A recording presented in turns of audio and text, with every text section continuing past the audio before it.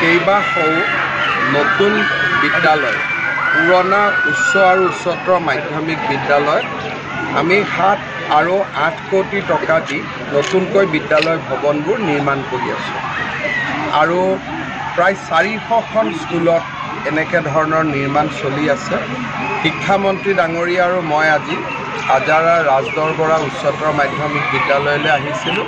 ইয়াতো নিৰ্মাণ কাৰ্য চলি আছে, তাৰ অগ্ৰগতিৰ বুজ লৈছোঁ। অসমীয়া মাধ্যমৰ স্কুলত ইমান টকা আগত কেতিয়াও খৰচ হোৱা নাছিল। একোখন স্কুলত 8 কোটি, ক'ৰবাত 7 কোটি, ক'ৰবাত 7.5 কোটি ইমান টকা খৰচ হৈছে আৰু এবাৰতে গোটেই ইনফ্ৰাষ্ট্ৰাকচাৰটো ভাল হৈ যায়। আমাৰ সৰ্বমুঠ 500খন স্কুল কৰাৰ সিদ্ধান্ত আছিলে। 400খন ইতিমধ্যে আমি অনুমোদন দিছোঁ। এইবাৰ আৰু 126খন স্কুল আমি অনুমোদন দিম, যাতে যিটো আমি কমিট কৰিছিলোঁ যে 500 আমি কৰিম, সেইটো